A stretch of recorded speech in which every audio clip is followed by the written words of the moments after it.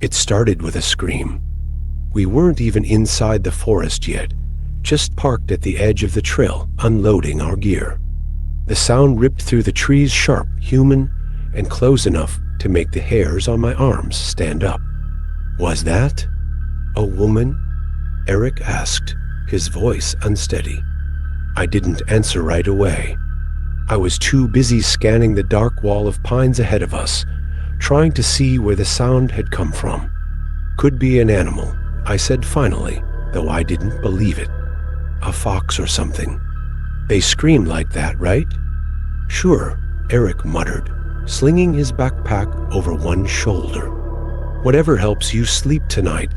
We were there to find the Whispering Glade. That's what the locals called it.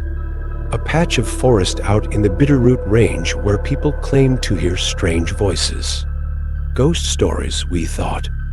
A bit of local flavor to spice up our weekend hike. But that scream, that wasn't a ghost story. It was real.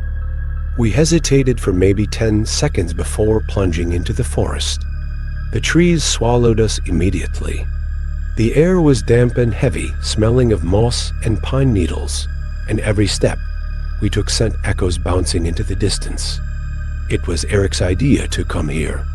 He'd grown up in Missoula and heard about the glade his whole life, but never dared to see it for himself. I was the outsider, a city kid from Chicago looking for adventure, and when Eric pitched the trip, it sounded perfect. A bit of hiking, a bit of camping, and maybe a spooky story to tell later.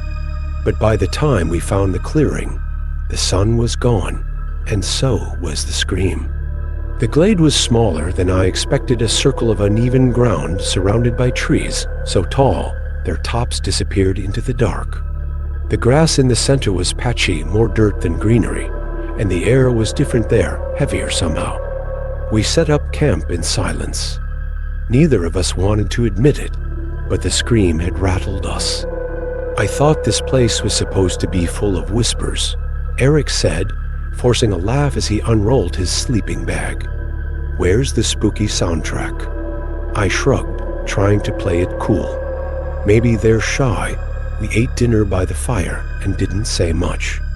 The woods were too quiet, like the forest was holding its breath. Even the fire felt wrong, its crackling seemed muted, swallowed by the trees. It was Eric who heard the whispers first. He froze mid-sentence, his eyes darting toward the tree line. Did you hear that? I listened, straining my ears. For a second, there was nothing. Then a voice. Soft, distant, and impossibly clear. I couldn't make out the words, but it sounded like a woman's voice, low and murmuring. It came from somewhere beyond the glade, threading through the trees like smoke. Maybe it's the wind, I said, though my voice cracked. Eric shook his head. That's not the wind. The fire sputtered, and the whispering grew louder. It wasn't just one voice anymore, it was a dozen, maybe more, overlapping and weaving together. Some were low and guttural, others high and lilting, like children whispering secrets. Then one of them spoke my name. Did you hear that? I whispered. Eric nodded, his face pale. It said my name too. The whispers circled the clearing, rising and falling, and suddenly they weren't distant anymore. They were close, too close, coming from just behind us, just out of sight.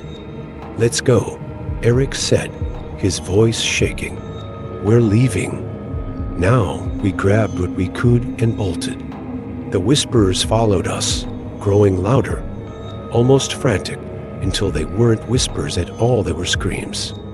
The forest seemed to close in around us, the trees pressing closer and closer, their branches clawing at our clothes.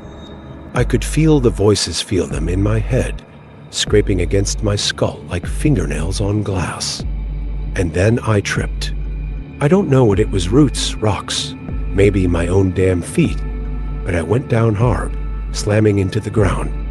Eric stopped, turned back, and that's when I saw it. A shadow. No, not a shadow, something darker than that.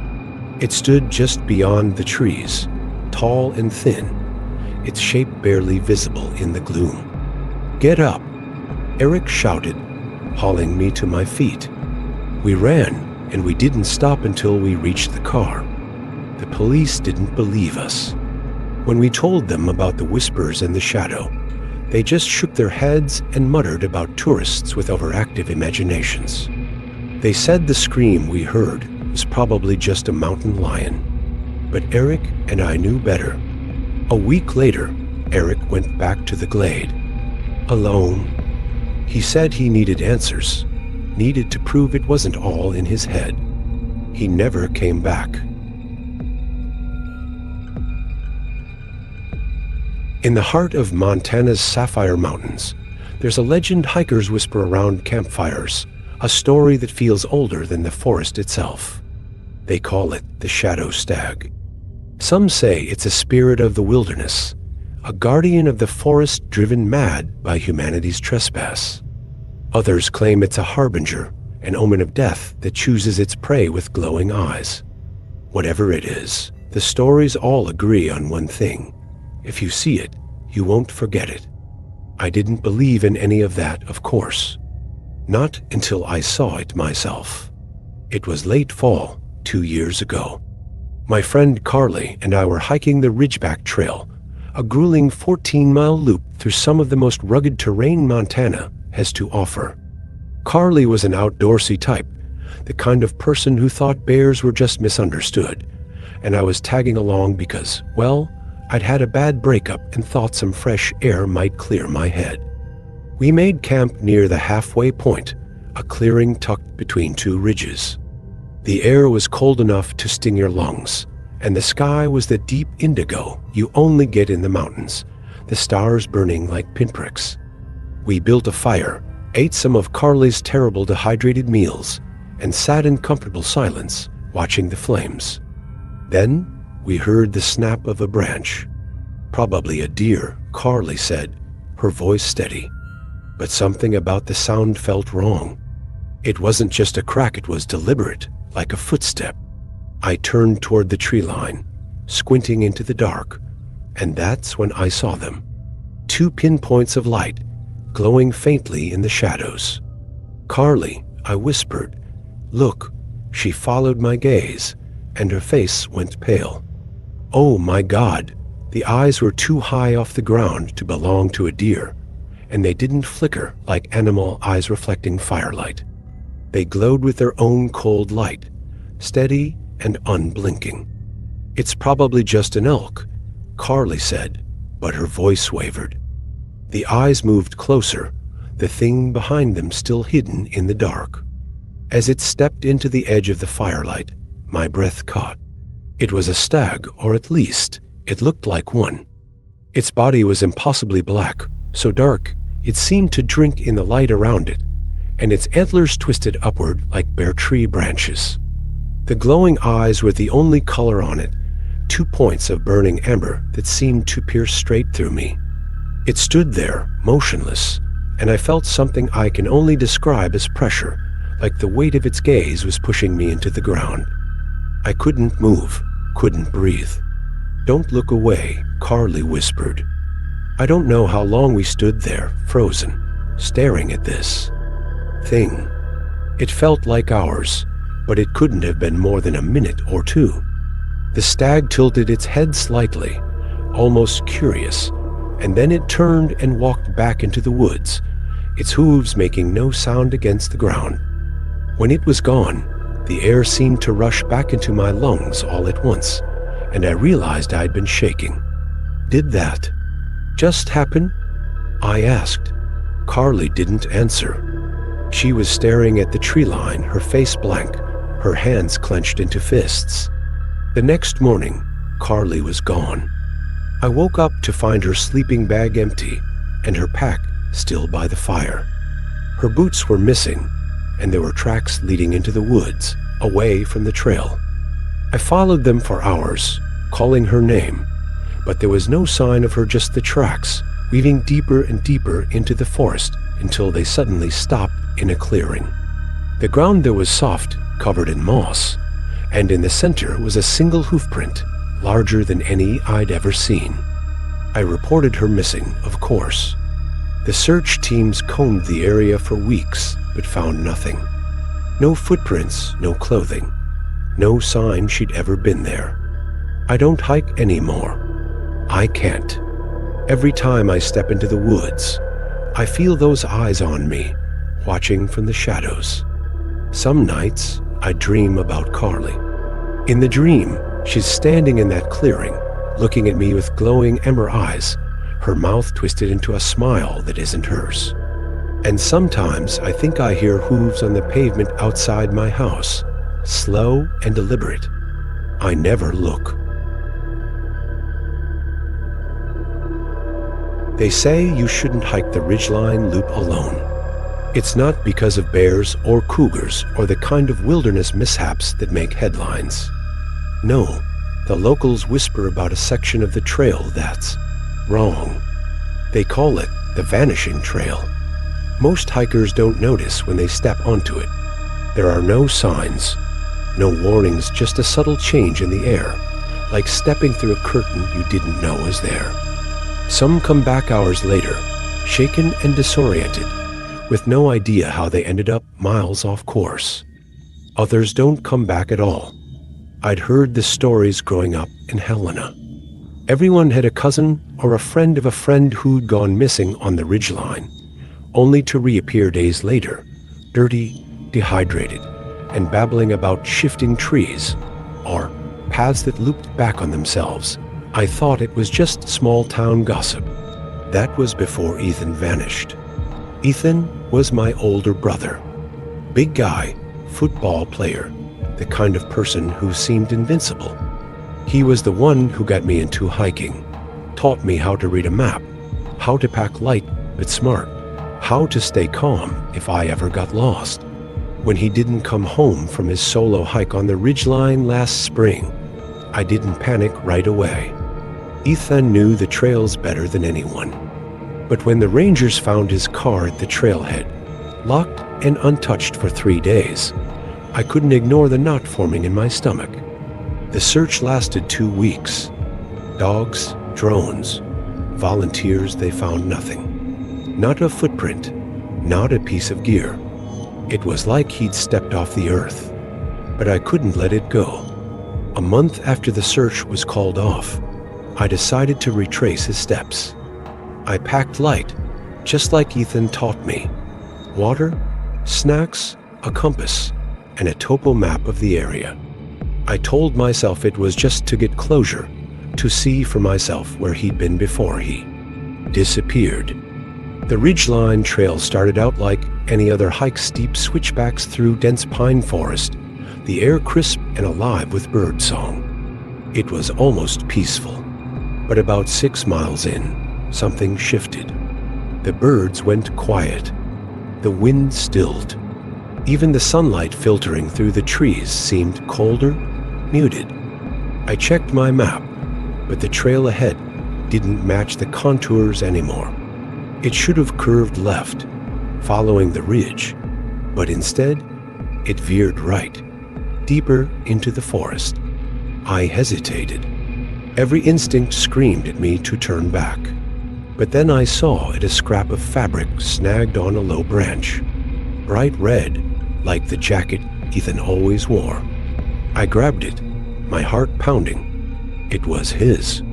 I followed the trail. At first, it was subtle the way the trees seemed closer together, their trunks snarled and twisted like arthritic fingers. The trail narrowed, the packed dirt giving way to loose stones and moss. My compass needle spun uselessly, and the map became meaningless. Then the whispers started. They weren't words exactly, just faint murmurs at the edge of hearing, rising and falling like a distant conversation. I told myself it was the wind, but there was no wind. I kept walking. The trail looped back on itself, over and over, like a bad dream. I passed the same fallen log 3 times, the same boulder with its lichen-covered face. And each time, the whispers grew louder, more insistent. "Ethan," I called, my voice trembling. The whispers stopped. For a long moment, the forest was silent. Then I heard it, a voice, low and raspy, calling my name. I ran. I don't remember how long I ran or which direction I went. The trail seemed to twist and shift beneath my feet, leading me nowhere. The voice followed, calling my name again and again, sometimes ahead of me, sometimes behind. And then I saw him. Ethan was standing in the middle of the trail, his red jacket torn and dirty, his face pale and gaunt. But his eyes weren't right. They were too dark, like the pupils had swallowed the irises whole. "Ethan," I whispered, taking a step toward him. He didn't move. Something about the way he stood, too still, too rigid, made my stomach turn.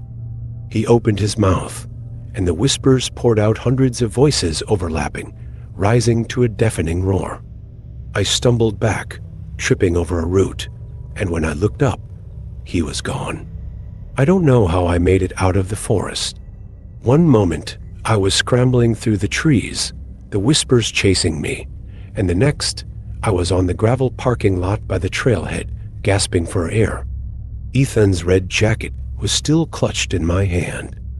I told the rangers what happened, but they just gave me the same pitying looks they'd given every other grieving family member. "The forest plays tricks on you," they said.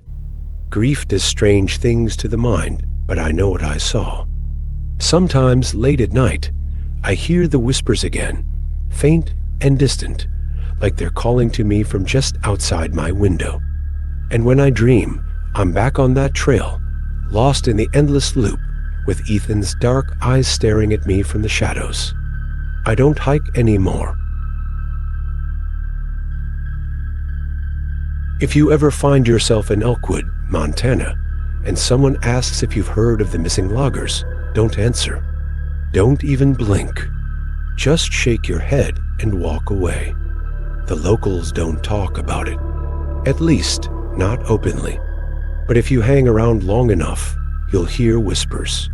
About the old mill up in Blackthorn Hollow, about the men who vanished one by one, about the thing that waits in the trees. I know because I worked there. It was the summer of 1978, and Elkwood was a pitiful little logging town clinging to the edge of the Sapphire Mountains. "My Uncle Ray got me the job, easy work for good money," he said. I was fresh out of high school, broke, and desperate to get out of Billings, so I didn't ask questions. The first thing I noticed when I got to Blackthorn Hollow was how quiet it was. Not peaceful quiet, oppressive quiet, like the forest was holding its breath. The only sounds were the whine of chainsaws and the distant thud of fallen trees. The crew was rough, a mix of locals and out-of-towners like me. Most of the guys kept to themselves, but there was one guy, Frankie, who wouldn't shut up about the stories. "You'll know this place is cursed, right?" he said one night, poking at the campfire with a stick. "Shut up, Frankie," growled Big Pete, the foreman. But Frankie just grinned, his teeth flashing in the firelight. "I'm serious. They say the forest doesn't like us being here. That it takes people. People go missing in the woods all the time," Pete said, his voice sharp. "That's why we don't work alone. Right, Frankie?" Frankie held up his hands, mock innocent. "Hey, I'm just saying, maybe it ain't just the woods. Maybe it's something else." Pete threw a beer can at him, and everyone laughed. But that night, lying in my bunk, I couldn't stop thinking about what Frankie had said. The first man disappeared the following week. His name was Carl, a weary guy from Butte who kept to himself. One morning, he didn't show up for roll call. We found his tools by a half-felled pine, but no sign of Carl. No footprints, no blood, nothing. Pete called it in, and the sheriff's deputies came out to search. They didn't find anything either. Probably got turned around and wandered off, they said. Happens more often than you'd think, but Carl wasn't the type to wander off. A few days later, it was Mikey, then Gus. Each time, the same story. Tools left behind. No sign of a struggle. No tracks leading away. The deputies started looking at us sideways, like maybe we'd done something. But we all knew the truth, even if none of us said it out loud. The forest was taking them. By the time Frankie disappeared, morale was in the toilet. Pete tried to keep us working, said we couldn't afford to shut down, but you could see the fear in his eyes. One afternoon, I was working a section near the edge of the hollow when I heard it. A low guttural sound, like the groan of a tree about to fall. But there was no wind, and the trees around me stood still as statues. Then I saw it. At first, I thought it was a shadow, just a trick of the light filtering through the canopy. But shadows don't move like that. This one slithered between the trees, too fast, too fluid, like it was alive. "Pete," I yelled, my voice cracking. "There's something out here." He came running, chainsaw in hand, but by the time he got there, the shadow was gone. I tried to explain what I saw, but Pete just shook his head. "Get back to work, kid," he said, his voice hard. But I couldn't. Not after that. That night, I woke to the sound of someone screaming. I bolted upright, my heart hammering, and saw the others scrambling out of their bunks. The screams were coming from the woods, high and frantic, and they didn't stop. "Frankie," Pete muttered, grabbing a flashlight. We followed the sound into the trees, our flashlights cutting through the dark. The screams grew louder, more desperate, and then they stopped. Just stopped. We found Frankie's hard hat lying in a patch of moss, dented like something had crushed it. The air around us felt heavy, like the forest was watching, waiting. "Back to camp," Pete said, his voice tight. "Now," but as we turned to leave, I saw it again, the shadow. It moved between the trees, its shape shifting, impossible to pin down. And this time, it had eyes. They glowed faintly, like embers in the dark, and they were locked on me. The mill shut down a week later. They called it a labor dispute, but we all knew better. By then, half the crew was gone, and the rest of us had seen enough to know we wouldn't be next. I left Elkwood that summer and never looked back. But sometimes, late at night, I dream about Blackthorn Hollow, the smell of sawdust and pine, the heavy silence, the shadow slipping between the trees. They say the mill's still there, rotting away in the hollow, its machinery rusted and overgrown. Some brave souls go looking for it, hoping to see the place where the loggers disappeared. But if you find it, don't go inside. And if you see the shadow, don't run. It likes it when you run.